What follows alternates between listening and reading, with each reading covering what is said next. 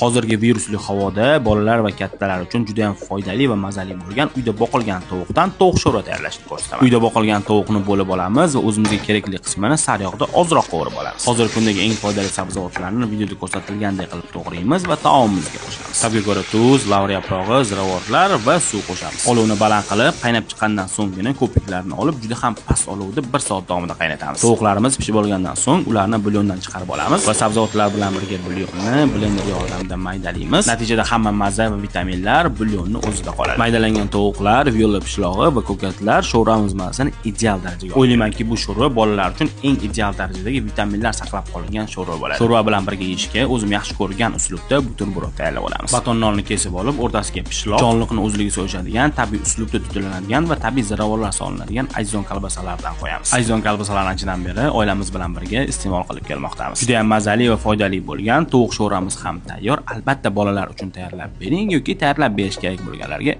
jo'natib qo'ying. Juda mazali.